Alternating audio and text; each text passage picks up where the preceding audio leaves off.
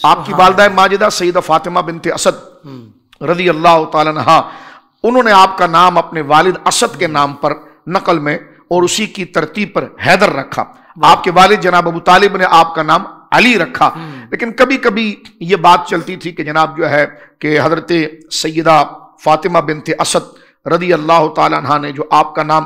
حیدر رکھا، تو میں کبھی کبھی اس بات پر سوچتا ہوں کہ جب آپ نے اپنے والد، کیونکہ جب آپ سے پوچھا کہ آپ نے نام کیوں رکھا، فرمایا میرے والد کا نام اسد تھا، تو آپ اسد ہی رکھتے، جی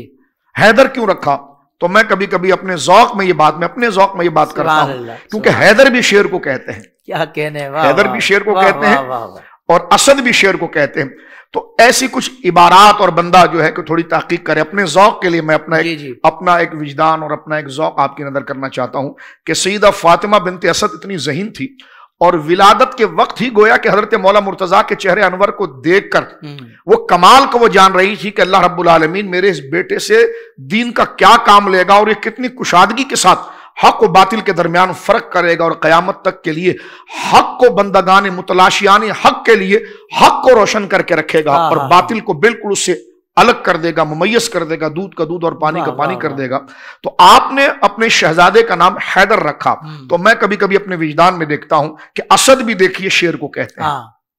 اور حیدر بھی شیر کو کہتے ہیں، تو میں کبھی کبھی اپنے وجدان میں یہ سمجھتا ہوں کہ شیر جو اسے لکھا گیا ہے، کیونکہ عربی زبان ہے اس میں بڑا تنوع ہے، بڑی وسعت ہے، اب آپ دیکھیں ایک ایک کیفیت کے لیے الگ الگ نام ہے، ایک ایک شے کے لیے الگ الگ نام ہے، اس کی نسل کے اعتبار سے نام بدل جاتا ہے، اس کی پوزیشن کے اعتبار سے نام بدل جاتا ہے۔ تو علماء نے اپنی جگہ پر یہ چیزیں لکھی بھی ہیں، اور میں جس طرح بار بار عرض کر رہا ہوں کہ میں اس کو اپنے ذوق کے اعتبار سے ایسا سمجھتا ہوں کہ دیکھیے کہ شیر جب کچار کے اندر بیٹھا ہوتا ہے، جب کچار میں بیٹھا ہو جو اس کی بیٹھنے کی جگہ ہے، تو اس کی اس ہیت کو اور اس کی اس کیفیت کو اسد کہتے ہیں، جس وقت وہ بیٹھا ہوا ہے، تو اس وقت شیر کو بیٹھا ہوا جب کچار کے اندر ہے تو اس کو اسد کہتے ہیں، اور جب شیر اپنی کچار سے نکل کر چہل قدمی کرنے لگے تو اس کیفیت کو غضنفر کہتے ہیں۔ واہ واہ واہ واہ سبحان اللہ۔ اور جب وہ شیر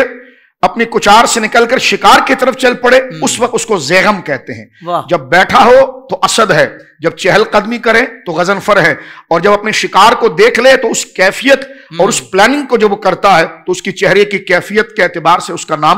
زیغم ہو جاتا ہے، اور جب شیر کچار سے نکل کر اپنے اس شکار پر حملہ کر لے تو پھر اس کو حمزہ کہتے ہیں، اور فرمایا کہ جب وہ اس کے سانس کو بند کر کے مکمل کنٹرول کر لے اپنے شکار پر تو اس کو عباس کہتے ہیں، اور جب چیر کر اس پر مکمل حملہ کر کے اپنے کنٹرول میں لے کر جب اس کو ٹکڑے کر دے تو اس کیفیت کو حیدر کہتے ہیں۔ تو حضرت سیدنا مولا مرتضیٰ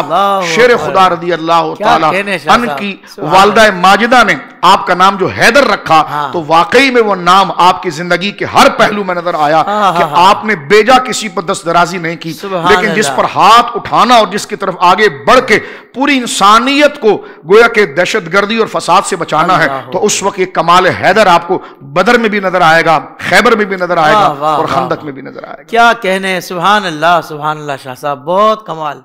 سوشل میڈیا پر اسلام کی صحیح تعلیمات جاننے کے لیے ابھی حافظ سائر قادری کا نیا YouTube channel Islamic digital studio subscribe کر لیں، اور ہاں نوٹیفیکیشن بیل آئیکن کو بھی پریس کر لیں تاکہ ہماری نئی ویڈیوز آپ تک بر وقت پہنچ سکے۔